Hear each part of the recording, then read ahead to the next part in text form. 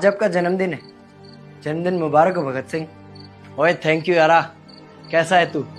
और हमारा देश कैसा है? वैसा ही जैसा आप छोड़ के गए थे। यानी कि हम अभी भी अंग्रेजों के गुलाम हैं? नहीं, अंग्रेजों से तो हमें 1947 में ही आजादी मिल गई थी। अच्छा, तो अब तो हमारे अपने लोग देश चलाते होंगे ना? हाँ, तब तो देश काफी आगे बढ़ गया होगा। जब हमारे अपने लोग देश चला रहे हैं तो गरीबी और भ्रष्टाचार का तो नाम ही नहीं होगा। सबको बराबर हक दिया जाता होगा। किसानों और मजदूरों का अच्छा ध्यान रखा जाता होगा ना? नहीं, ऐसा तो कुछ नहीं है। तो कैसा है बताना मुझे। कैसे हमारे अपने नेता, हमारे आजाद भारत के नेता, 100 साल हो गए मुझे गए हुए, बताना। हमारे अपने नेता वो तो अपनी जेबें भरने में लगे हुए हैं। आने वाली 7 पीढ़ियों को नहीं बल्कि 700 पीढ़ियों को ना कमा कर खाना पड़े उस चीज के इंतजाम में लगे हुए हैं। तो तुम लोग क्या कर रहे हो और हमारे देश का युवा क्या कर रहा है? हम लोग तो इंस्टाग्राम पर रील्स देखने में बिजी हैं। यानी कि हमारी कुर्बानी का देश के लोगों पर कोई असर नहीं पड़ा।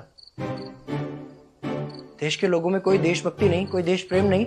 नहीं, ऐसा नहीं है। आपके लिए और देश के लिए बहुत प्रेम है भारत के लोगों के दिलों में। हर 15 अगस्त और 26 जनवरी को तिरंगा फहराते हैं, पूरे जोश के साथ भारत माता की जय बोलते हैं और आपकी डीपी भी लगाते हैं। और भारत और पाकिस्तान के क्रिकेट मैच के दौरान तो हमारी देशभक्ति पीक पर होती है। तुम इसे देशभक्ति समझते हो? तो फिर क्या है देशभक्ति? अगर तुम्हारी देशभक्ति समाज को सुधारने में, गरीबों को अच्छी शिक्षा या बराबर का हक नहीं दिलाती तो कोई काम की नहीं है तुम्हारी देशभक्ति। भ्रष्ट नेताओं और सरकार के खिलाफ आवाज उठाओ, लोगों को एकजुट करो। लेकिन अगर हमने सरकार के खिलाफ आवाज उठाई या नेताओं से सवाल पूछे तो हमें एंटी नेशनलिस्ट कहा जाएगा या हमें गद्दार करार दे दिया जाएगा। तो डरता है? 23 साल का था मैं जब अंग्रेजों ने मुझे फांसी पर चढ़ा दिया। मुझे तो आतंकवादी कहा गया था।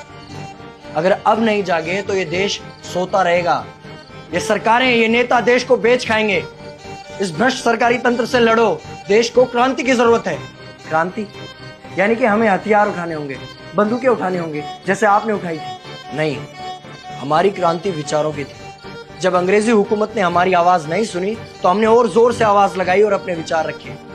और क्रांति केवल सत्ता को बदलने तक सीमित नहीं है, बल्कि इस भ्रष्ट अन्यायी तंत्र को जड़ से उखाड़ कर फेंकना है। पर ये होगा कैसे? अपने आसपास से शुरुआत करो। जो भी तुम्हें भ्रष्ट नजर आए उसके खिलाफ आवाज उठाओ, एक्शन लो। तुम्हारे टैक्स का पैसा नेताओं की जेब में जा रहा है, हिसाब मांगो। अपने वोट का सही इस्तेमाल करो, लोगों को जागरूक करो और इस देश को आजाद करवाओ। इंकलाब जिंदाबाद, इंकलाब जिंदाबाद।